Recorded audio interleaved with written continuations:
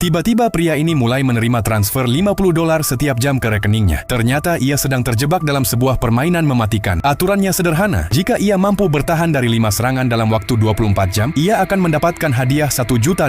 Untuk menyelamatkan diri, Tom berlari menuju stasiun. Namun ternyata seorang pemburu sudah menunggunya di sana. Permainan ini memiliki aturan ketat. Tom tidak boleh meminta bantuan polisi dan tidak bisa keluar dari permainan. Ia kemudian berlari dan bersembunyi di sebuah gereja. Namun tempat itu juga sudah ada pembunuh yang menunggunya. Dia langsung menyerangnya. Karena terburu-buru, Tom justru membunuh orang lain. Sementara pembunuh sebenarnya sudah berdiri tepat di depan Tom. Pembunuh itu mengunci pintu gereja dari dalam dan mulai menyerang Tom dengan palu. Saat Tom hampir terbunuh, palu tersebut tiba-tiba tersangkut di pintu. Tom memanfaatkan kesempatan itu untuk mengunci pintu dan segera melarikan diri. Namun sebelum berlari, pembunuh itu berhasil menghantam kakinya dengan palu. Tom membersihkan lukanya dengan thinner, lalu kembali mencoba kabur. Sayangnya, ia terjatuh. Sementara itu, pembunuh berikutnya sudah mengetahui Tom masih hidup dan akan datang dalam waktu 1 jam. Tom kemudian berlari menuju supermarket dan mencuri seragam stadion. Ketika pembunuh itu tiba, ia tidak bisa mengenali Tom di tengah kerumunan. Namun seorang penjaga toko menyadari seragam yang dikenakan Tom adalah barang curian. Perhatian pembunuh itu langsung tertuju kepadanya. Tom segera bersembunyi di dalam bagasi mobil yang terbuka. Untungnya pembunuh itu tidak menemukannya. Tom keluar dari bagasi dan menuju pom bensin terdekat. Ia kemudian mencuri taksi dan langsung pulang karena ingin menemui istrinya. Namun ia tidak tahu pembunuh itu sudah lebih dulu tiba di rumahnya. Mungkin kamu bertanya-tanya kenapa para pembunuh itu tidak menembak Tom. Ternyata penggunaan senjata api dilarang dalam aturan permainan. Tom kembali masuk ke taksi dan mencoba kabur. Tetapi pembunuh itu melemparkan paku baja hingga ban mobilnya bocor. Tom memanfaatkan kesempatan itu untuk menjatuhkannya. Namun ternyata masih ada pembunuh lain yang bersembunyi di dalam mobilnya. Dengan marah, Tom mengambil batu besar dan menghantamkannya hingga pembunuh itu tewas. 5 jam telah berlalu. Tom kemudian menaiki sebuah perahu pribadi untuk bersembunyi. Namun lagi-lagi seorang pembunuh sudah menunggunya di sana. Saat Tom hendak minum air, seorang pelayan tiba-tiba menghentikannya. Barulah Tom sadar wanita itu juga merupakan bagian dari permainan. Pertarungan sengit pun terjadi. Wanita itu berhasil mendesak Tom hingga ia terpaksa berlari keluar dan berpegangan pada sebuah jembatan logam. Namun ia tidak menyadari wanita itu terus mengejarnya. Begitu berhasil mendekat, Tom langsung menendangnya sekuat tenaga hingga wanita itu terjatuh ke dalam air.